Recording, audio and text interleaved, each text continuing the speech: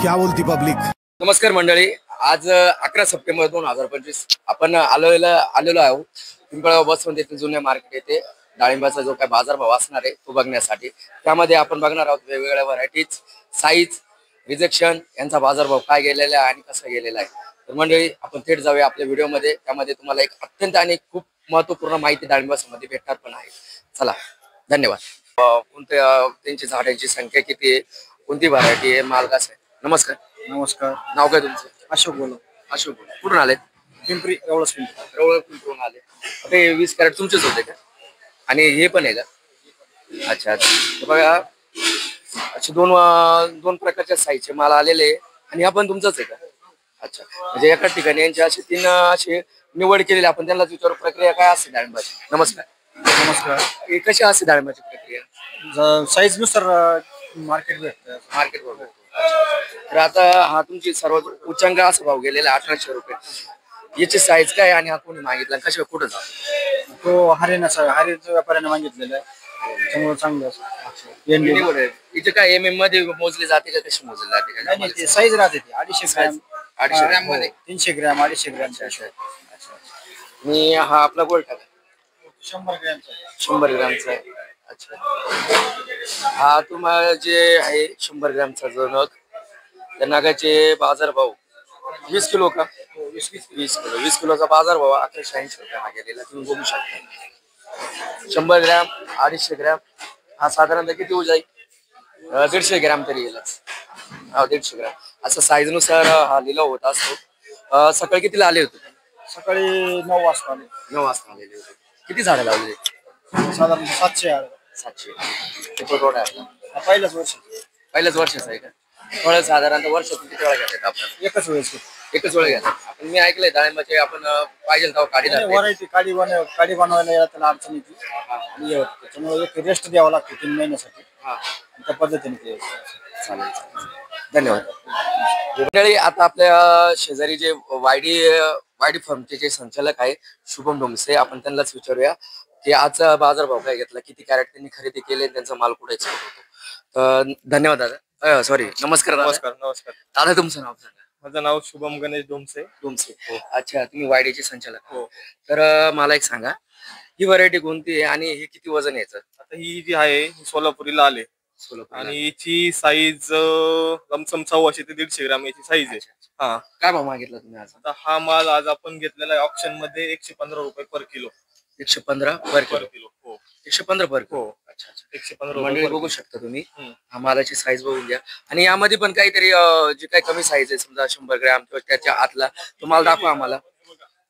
एका शेतकऱ्याचा माल आहे का? एकाच शेतकऱ्याचा माल. साधारणतः किती ग्राम असेल? आता हा 80 ते 100 ग्राम पर्यंत त्याची साईज आहे। हा 61 रुपयाने आपणच घेतलाय। 61 रुपयाने घेतला प्रति किलो? अच्छा अच्छा, हा माल कुठे एक्सपोर्ट होतो? आता आपला हा एक्सपोर्ट नाही होते, डोमेस्टिकला चाललाय, हरियाणासाठी चाललाय। हो, आणि हा आपणच घेतला का? हो, आपणच घेतलाय। याची व्हरायटी कोणती सांगते?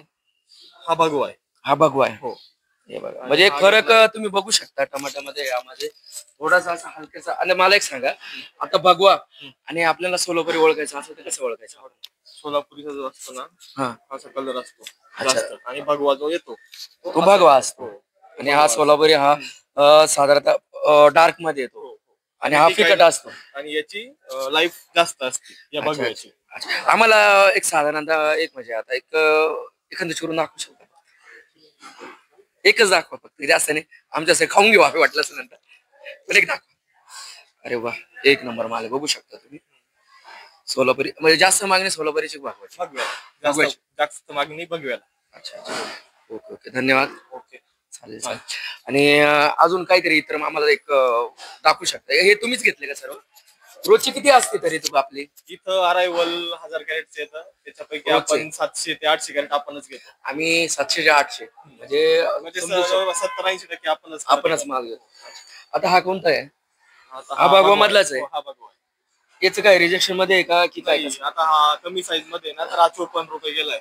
54 रुपये। याचं साधारणतः वजन किती असेल तरी? याचा 80 ते 90 ग्रॅम। 80 ते 90। अच्छा, 54 रुपये पर केजी। म्हणजे हा इथला दिसतोय मला साधारणतः, हा सगळा भगवाच दिसतोय। आता हा टिपका आलेला आहे, हा रिजेक्शन, आपण रिजेक्शन पण घेतो का? हो, रिजेक्शन वायडी आपण घेतो। हो, 39 रुपये रिजेक्शन. म्हणजे साधारणतः रिजेक्शन पासून तर चांगला माल सगळं. हा ज्यूसला वाटतो फॅक्टरीसाठी. हो हो. ओके. आणि मला एक सांगा, हा रोग का होतो आणि याचं काय, त्याची काळजी काय घ्यायची थोडीशी सांगू शकता तुम्ही? आता व्यापारी तरी असला त्यासोबत शेतकरी पण, तुम्ही मागाशी सांगितल्याप्रमाणे जास्त जर या वर्षी जास्त पाऊस पडलाय हो. त्याच्यामुळं मालांवरती स्पॉट आणि या सगळ्या गोष्टी येतात. तोच माल रिजेक्शन मध्ये निघतो. आणि बघू शकता तुम्ही, हा सगळं आपणच घेतलाय का? आणि हा मोठ्याचा रिजेक्शन आहे का? हा तो पण आपण हा. तिचे 40 रुपये. नाही याचे 3 रुपये. 3 रुपये पर. हा बघू शकतो म्हणजे रिजेक्शन घेतलेलं आहे. इकडे जवळ घ्या. हा रिजेक्शन कुठं फॅक्टरीसाठी जातो सर्व? फॅक्टरीसाठी जातो सर्व रिजेक्शन. ओके. आणि अजून काही दुसरी व्हरायटी, 2 व्हरायटी व्यतिरिक्त एखादी व्हरायटी आली? व्हरायटी जास्त चालता येईल सध्या मार्केट. सोलापुरी आणि भगवा, म्हणजे 7 दोनच व्हरायटी. दोनच येतं का?